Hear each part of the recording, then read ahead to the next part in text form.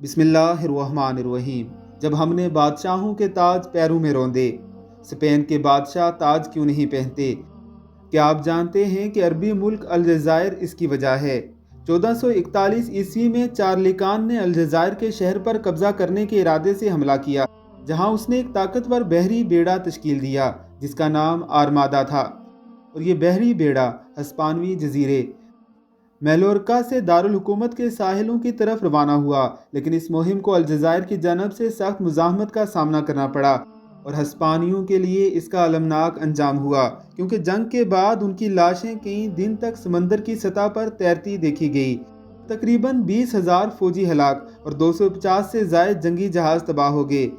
ہسپانوی شہنشاہ 8,000 سپاہیوں کو دارالحکومت کے ساحلوں پر چھوڑنے پر مجبور ہوا، کیونکہ وہاں کافی بحری جہاز باقی نہ تھے۔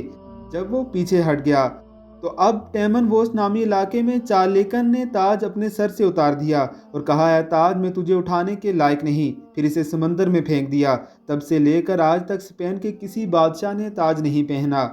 ہم نے کئی مغرور سلاطین کے تاجوں کو پاؤں تلے روندا ہے، ہم نے کئی ظالموں کو ان کی اوقات یاد دلائی ہے، ہم نے خیبر میں بھی شکست دی، ہم نے حطین میں بھی ہرایا، ہم نے یرموک کا بھی مزہ چکایا، مگر اس وقت ہم اسلامی فکر کے پابند تھے، دنیا پر حاکم تھے۔ آج اسلامی فکر سے آزاد ہیں تو اقوام عالم کے غلام بن گئے ہیں۔